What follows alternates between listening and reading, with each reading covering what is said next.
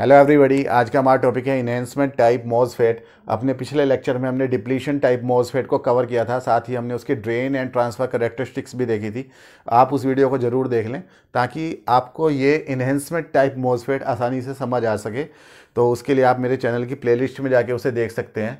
आज की वीडियो की हम बात करते हैं इन्हेंसमेंट टाइप मॉसफेट में। इन्हेंसमेंट, ये जो वर्ड यूज़ हुआ है, इसका मतलब होता है किसी चीज़ को बढ़ाना। तो यहाँ पे हम एक चैनल बनाते हैं, बढ़ा देते हैं, चैनल बढ़ा देते हैं। चैनल होता नहीं है मॉसफेट के अंदर, उसे हम एनहेंस कर देते हैं, तो इसलिए इसका नाम हो गया इन्हेंसमेंट टाइप मॉसफेट। मॉसफेट की फुल फॉर्म पहले भी हम डिस्कस कर चुके हैं। इसका मतलब होता है metal oxide semiconductor field effect transistor. Metal oxide, यहाँ पर सिलिकॉन डाइऑक्साइड यानी SiO2 की मेटल ऑक्साइड का हम यूज़ करते हैं, जो कि इंसुलेटर की तरह बिहेव करता है। और फील्ड इफेक्ट ट्रांजिस्टर तो ये होता ही है। तो ये दो तरीके के होते हैं मॉसफेट, एक होता है एन चैनल, दूसरा होता है पी चैनल। एन चैनल का मतलब है इसमें मेजॉरिटी चार्ज कैरियर्स, यानी कि ज़्यादातर जो चार्ज फ्लो करेगा वो इलेक्ट्रॉन्स की वजह से फ्लो करेगा। और जो फ्री इलेक्ट्रॉन्स होते हैं उनकी मोबिलिटी काफ़ी तेज़ होती है, उनकी स्पीड काफ़ी तेज़ होती है। तो इसलिए एन चैनल मॉसफेट की स्पीड ज़्यादा तेज़ होती है rather than P type MOSFET. P type MOSFET में होल्स जो है वो चार्ज कैरियर्स होते हैं और होल्स की स्पीड या मोबिलिटी कम होती है, इसलिए हम एन चैनल को प्रीफर करेंगे कहीं पर भी, ना कि पी चैनल मॉसफेट को। वैसे हम दोनों के बारे में थोड़ा सा डिस्कस करेंगे, बिकॉज जो है पी चैनल अगर हमें बनाना है तो हमें बस उल्टा करना पड़ेगा। चैनल पी चैनल बनाने के लिए जो जहाँ एन टाइप रीजियन है वहाँ पे पी टाइप, और जहाँ पी टाइप है वहाँ एन टाइप, और बैटरी के कनेक्शंस को भी उल्टा करना पड़ेगा। तो वो भी आसान है, कोई दिक्कत नहीं है। तो वीडियो थोड़ी सी लंबी हो सकती है, हम इसकी ड्रेन एंड ट्रांसफ़र कैरेक्टरिस्टिक्स यानी इनके ग्राफ भी देखेंगे, तो आप वीडियो को लास्ट तक जरूर देखें। तो पहले हम बात करते हैं एन चैनल मॉसफेट की। एन चैनल मॉसफेट बनाने के लिए एक ये हमने सेमीकंडक्टर मटेरियल की स्लैब ली है। अगर एन चैनल बनाना है तो हम पी टाइप मटेरियल की हम स्लैब लेंगे। तो ये जो है पी टाइप सिलिकॉन की हमारे पास में स्लैब है। इस स्लैब को हम बोलते हैं सबस्ट्रेट। तो ये सबस्ट्रेट है। इस सबस्ट्रेट को हमने बाहर से मेटेलिक कॉन्टैक्ट ये प्रोवाइड कर रखा है। मेटल हमने इसके साथ में टच में दे रखी है ताकि आसानी से इसका कनेक्शन किया जा सके और यहाँ कुछ वोल्टेज प्रोवाइड की जा सके। तो ये टर्मिनल हो गया आपका सबस्ट्रेट टर्मिनल। तो यहाँ से आप किसी बैटरी की वोल्टेज को आप कनेक्ट कर सकते हो। इस पी टाइप मटेरियल के अंदर ही हमने दो एन टाइप रीजियन हमने ड्रॉप कर रखे हैं। ये एक एन टाइप है रीजियन है थोड़ा सा, दूसरा एक और एन टाइप रीजियन है। इन्हें भी हमने बाहर से मेटल का कांटेक्ट दे रखा है। ये मेटेलिक कांटेक्ट है जिसे मैं डार्क कर रहा हूं, यहां पर भी मेटेलिक कांटेक्ट है।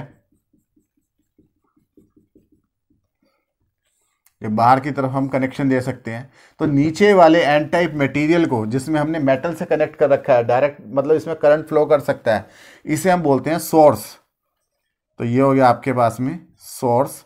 ऊपर वाला जो हो गया ये हो गया आपके पास में ड्रेन।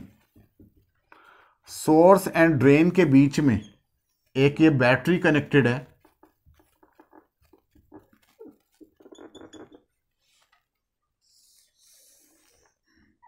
इस बैटरी का नाम है VDD, यानी कि ड्रेन को ये वोल्टेज दे रही है, ड्रेन की तरफ ये पॉजिटिव वोल्टेज दे रही है।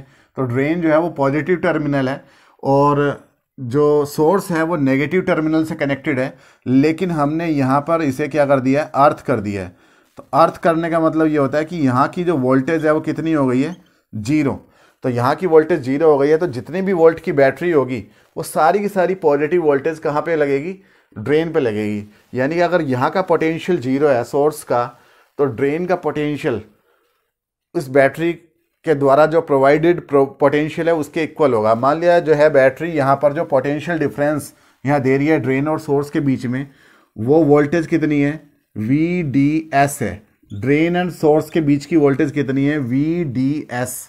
तो ये जो VDS है ये ड्रेन और सोर्स के बीच में, जबकि सोर्स की खुद की वोल्टेज 0 है। तो इसका मतलब अगर मान लिया VDS की वैल्यू लेट 10 वोल्ट है, मान लिया 10 वोल्ट की वोल्टेज यहाँ से लेकर यहाँ तक की है, तो सारी की सारी प्लस के 10 कहाँ पे होगी, यहाँ पर, और 0 वोल्ट कहाँ होगी, सोर्स पे। बिकॉज अर्थ जो है उसकी वोल्टेज यानी उसका पोटेंशियल कितना होता है, 0।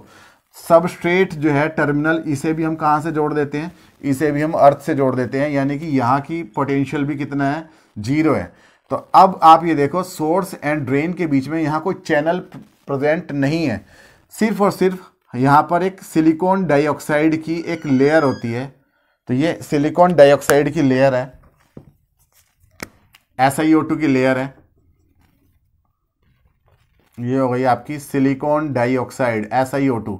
थोड़ी सी लेयर ऊपर भी आप छोड़ सकते हैं, थोड़ी सी लेयर नीचे भी छोड़ सकते हैं। तो ये इंसुलेटर की तरह बिहेव करती है, यानी कि करंट को फ्लो नहीं करने देना चाहती। इस सिलिकॉन डाइऑक्साइड की लेयर के साथ में यहाँ पर मेटेलिक कॉन्टैक्ट है, ये आपका मेटेलिक कॉन्टैक्ट हो गया, इसे मैं डार्क कर रहा हूँ, और इस कॉन्टैक्ट वाले टर्मिनल को हम बोलते हैं गेट। तो ये टर्मिनल हो गया गेट। यहाँ पर बीच में कोई चैनल नहीं बन रहा है, चैनल एनहेंस होगा, इसलिए इसे हम बोलते हैं इन्हेंसमेंट टाइप मॉसफेट। तो ये जो है इसकी कंस्ट्रक्शन है। जनरली जो है गेट, अगर हम गेट को सोर्स से कनेक्ट कर दें तो गेट की वोल्टेज भी कितनी हो जाएगी, 0। गेट का पोटेंशियल भी कितना हो जाएगा, 0। और तब जो है यहाँ कोई करंट नहीं फ्लो करता।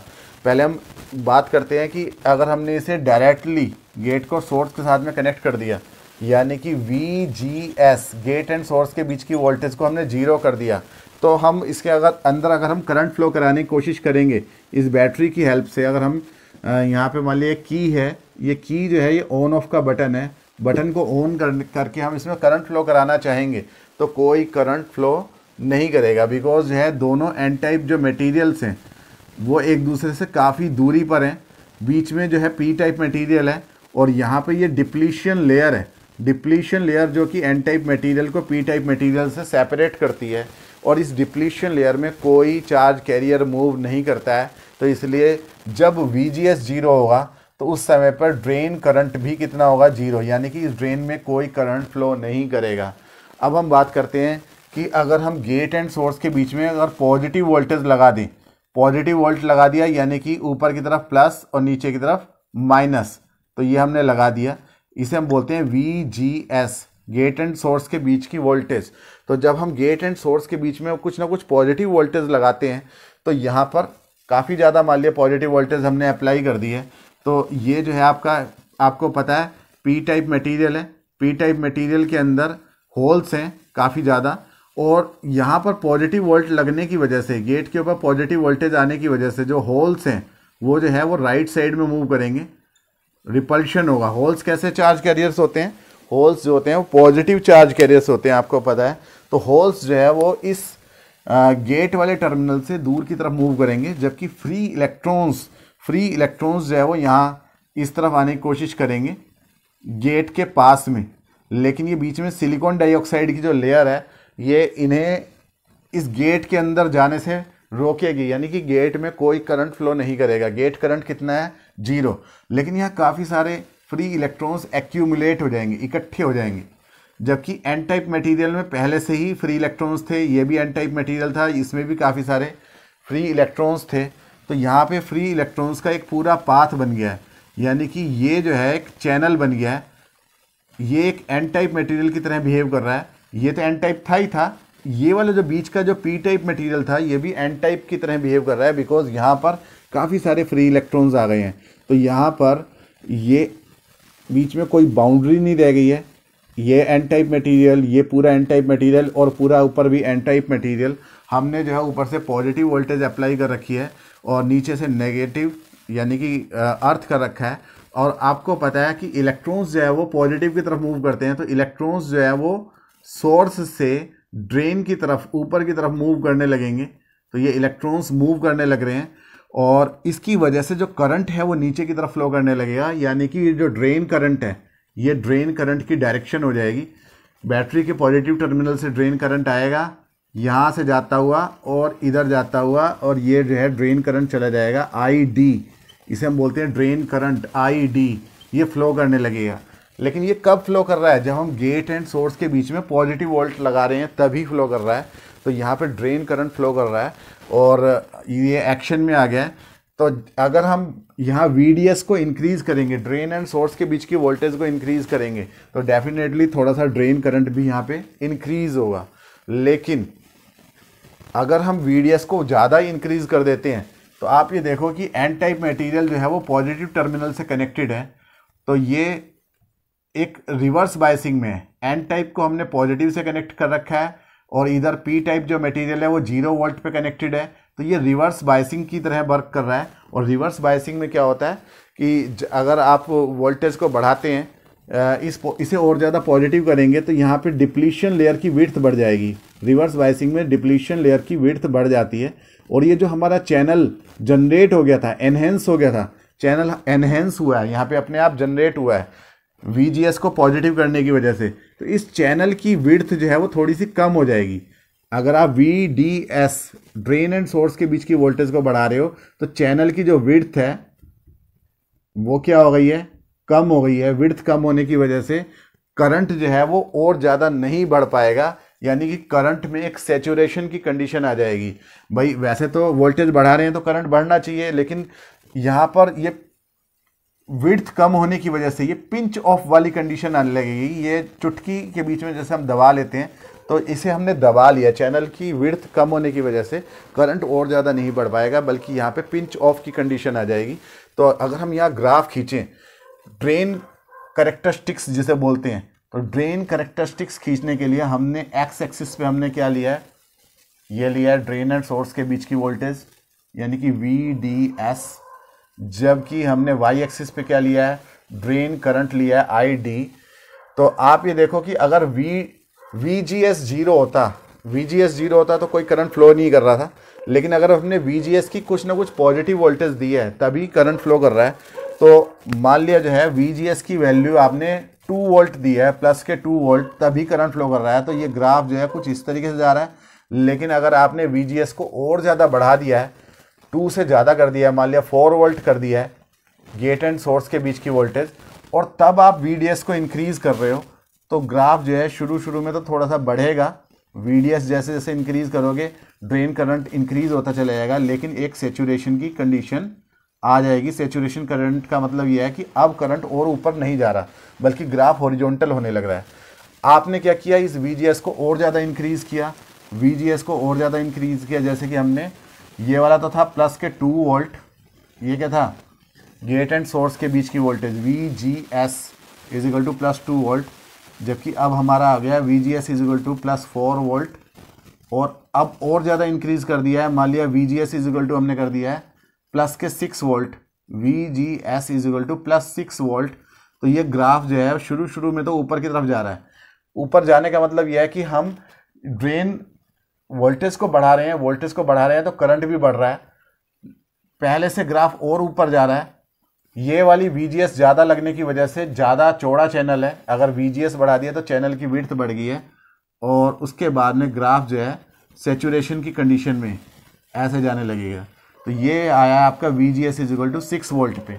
अगर हम और ज़्यादा इंक्रीज़ कर देते हैं गेट एंड सोर्स के बीच की वोल्टेज को, पॉजिटिव वोल्टेज को और ज़्यादा इंक्रीज़ कर देते हैं, तो चैनल की विड्थ और ज़्यादा इंक्रीज़ हो जाएगी, बिकॉज यहाँ पे और ज़्यादा रिपल्शन होगा, और यहाँ पे इलेक्ट्रिक फील्ड जो जनरेट हो रहा है उसकी डायरेक्शन राइट साइड में होगी। तभी इसे हम बोलते हैं फील्ड इफेक्ट ट्रांजिस्टर। यहाँ काफ़ी सारे फ्री इलेक्ट्रॉन्स एक्यूमुलेट हो जाएंगे, और ये ग्राफ जो है ड्रेन वोल्टेज को बढ़ाने पर ड्रेन करंट बढ़ जाएगा और सैचुरेशन करंट बढ़ जाएगा बल्कि। तो ये ग्राफ कुछ इस तरीके से जाएगा।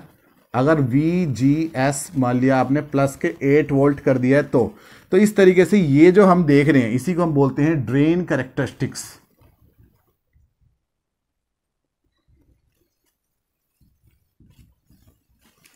एक और बात है कि ये जो मॉसफेट है एनहेंसमेंट टाइप, ये शोकले इक्वेशन को सेटिस्फाई नहीं करता है, जबकि डिप्लीशन टाइप जो मॉसफेट था वो शोकले इक्वेशन को सेटिस्फाई करता था।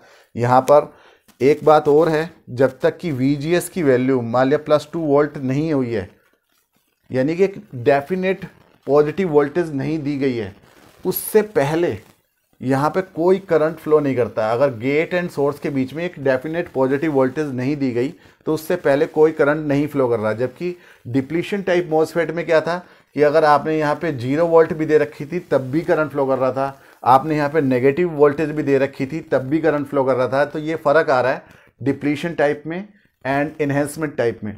दोबारा देख लेते हैं। डिप्लीशन टाइप मॉसफेट में क्या होता है, अगर VGS को आप 0 कर दें या नेगेटिव भी कर दें तो तब भी करंट फ्लो करता है, तब भी ये ग्राफ आते हैं। लेकिन यहाँ पर अगर आपने VGS को एक डेफिनेट लोअर वैल्यू से नीचे कर दिया, जैसे +2 वोल्ट से नीचे +1 वोल्ट भी कर दिया, तो भी यहाँ कोई सिग्निफिकेंट करंट नहीं फ्लो करता है, यानी कि करंट की वैल्यू 0 होती है। तो इस डेफिनेट वोल्टेज को, जिससे नीचे कोई करंट नहीं फ्लो कर रहा, VGS की इस डेफिनेट वोल्टेज को हम बोलते हैं थ्रेशहोल्ड वोल्टेज, यानी VT। तो यहाँ VT की वैल्यू +2 वोल्ट है इस एग्जाम्पल में। और ये जो है यहाँ पे अगर हम ड्रेन करंट के लिए इक्वेशन देखें तो रफली एक इक्वेशन फॉलो होती है, ID = K VDS minus V threshold का होल स्क्वायर। तो ये होल स्क्वायर के डायरेक्टली प्रोपोर्शनल होता है ड्रेन करंट, जहाँ K क्या है, कांस्टेंट है, जो कि इसके मटेरियल साथ ही साथ इसके डिज़ाइन और इसके अंदर मतलब इस पर्टिकुलर मॉसफेट के ऊपर डिपेंड करता है। K जो है वो यहाँ पर कांस्टेंट है, constant of this particular MOSFET को बदल देंगे तो K की वैल्यू भी चेंज हो जाएगी। बट आई ड्रेन जो है वो इस VDS माइनस VT के होल स्क्वायर के क्या है, प्रोपोर्शनल है। तो ये आपकी ड्रेन कैरेक्टरिस्टिक्स हो गई। अगर हम यहाँ पे ट्रांसफ़र कैरेक्टरिस्टिक्स देखें तो ट्रांसफ़र कैरेक्टरिस्टिक्स होती है VGS यानी गेट एंड सोर्स के बीच की वोल्टेज और ड्रेन करंट ID के बीच में। तो ये आपके ट्रांसफ़र कैरेक्टरिस्टिक्स कुछ इस तरीके से आती है, यानी कि जब तक कि VGS की वैल्यू मान लिया +2 वोल्ट तक नहीं पहुंची है तब तक जो है कोई ड्रेन करंट नहीं है। जब तक VGS की वैल्यू आपने 0 रखी तब भी ड्रेन करंट 0, +2 वोल्ट मान लिया रखी थी, यही आपकी थ्रेशहोल्ड वोल्टेज है, इसे आप बोलते हो थ्रेशहोल्ड वोल्टेज VT, तब भी आपका जो है 0 था। VT से ऊपर करते ही आपका ग्राफ जो है वो ऊपर की तरफ जाने लगा, ड्रेन करंट बढ़ने लगा। तो ये आपकी हो गई ट्रांसफ़र कैरेक्टरिस्टिक्स। उम्मीद है कि आपको समझ में आया होगा। मिलते हैं अपनी नेक्स्ट वीडियो में, तब तक के लिए थैंक यू।